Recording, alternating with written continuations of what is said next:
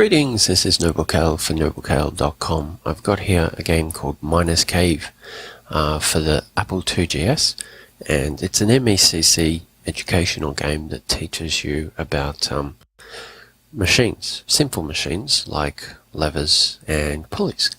And I grew up with this one, but I grew up with what I believe was a PC version. I don't seem to recall having it on the Apple II at all. And you can see here it's copyright 1988. So I would have been about 5 years old when this one was made. So it's kicking on a bit. But anyway, so here's the main menu.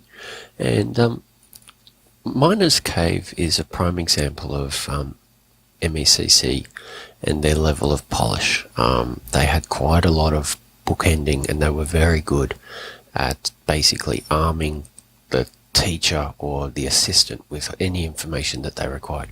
So before we even get into the game, we're just going to have a look at this information section. Unfortunately, because it's 2GS, the load times are a bit high.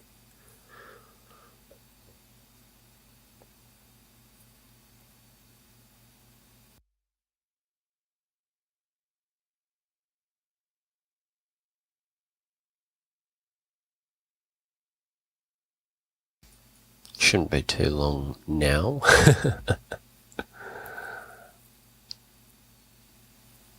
Alright, here we go.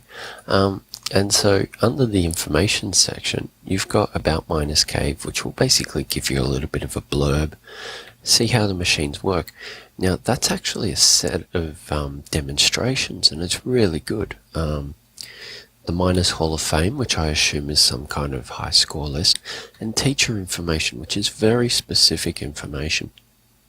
I've shown one of those screens when I looked at Erieville Library, which is another MECC product, and it's just full of all this information about what the game's about, anything that the teacher needs to know, special keys you don't want the kids to know, like how to mute the sound and this and that and all these other sort of things.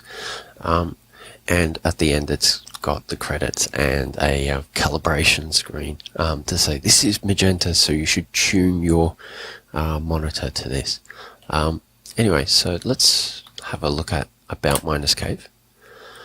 And it gives you a little bit of blurb. You can get the kids to read this. It's actually quite cool. And then it shows the basic technology behind it: levers, pulleys, wheel and axles, and ramps. And then it kind of explains force versus load and advantage. So it's really cool in that it basically teaches some nice concepts. It doesn't give you hard and fast numbers to play with or formula, but what it does give you is sort of this feeling of, if I have a bigger load, then I need a bigger lever, or I need the fulcrum to be here or there. We're actually not going to have too much of a look at the other stuff. I'm just going to go straight back here. Okay, I have played this for about 20 seconds just to confirm it was the file that I wanted. So we're just going to jump straight into Master Miner. Okay, and it asks for a first name and a last name, because this is one of the things, is that you've got it for high scores, and it asked me to confirm whether I spelt my name right, because the kids might typo. Okay, and so it gives me a bit of blurb. In this game, your goal is to lift as much treasure as possible during your 12-hour work shift. Since each room of the cave gives you a specific amount of force, you must try to use the best machine to its best mechanical advantage in the space available in the room.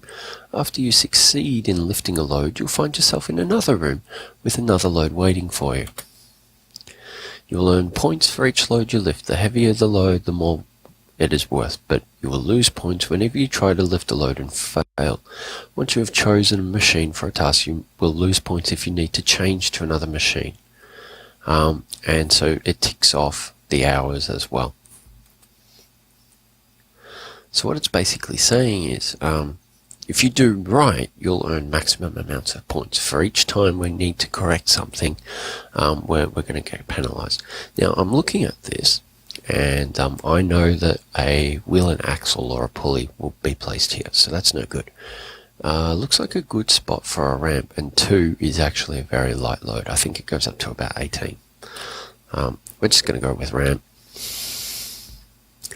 It really doesn't matter what size. I think I could go with like that, and it might even go up, but that I'll try. Go for it.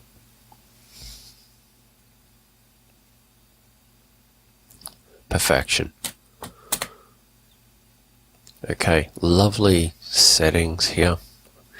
I could probably go with another ramp, like a really shallow one. Okay, and it tells me, there's not enough space. You'll notice that it's ticking away here. So it's actually real-time based. I thought it would tick off time. I don't have that much force, but I still don't have that much load, so I'm just going to go with a ramp again, but I've got the space. I could have gone with something else as well. See, so any time that I consume having massive ramps, it's going to take time off here. These backgrounds are actually far more decorative than what I remember. Alright, I'm going to try out, yep. So that actually moves the fulcrum. Clunk. Perfect. I think I'm running out of time. I might have room for one more. I think a lever is going to be faster. Try. Nope, not enough. Oh, because it's actually hit something there. I'm going to have to swap machines. And I'm out. Done. Okay, so what I got was this really nice, good feedback screen, and I'm sure that I could find some kind of way to print this, or you would get the kids to sort of log it down on an activity sheet or something like that. It gives really good feedback in that I got a score, but it also broke it down into number of tries where I failed, how many times I changed machine, and whether I actually did it fast enough. And that would tell your teacher, were you quick at it? Did you screw up a lot?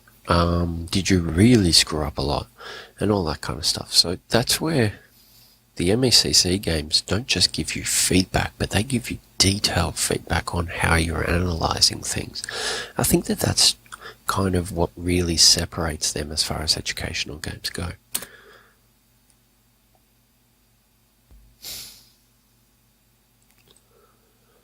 And the Hall of Fame is pretty empty because it's just me.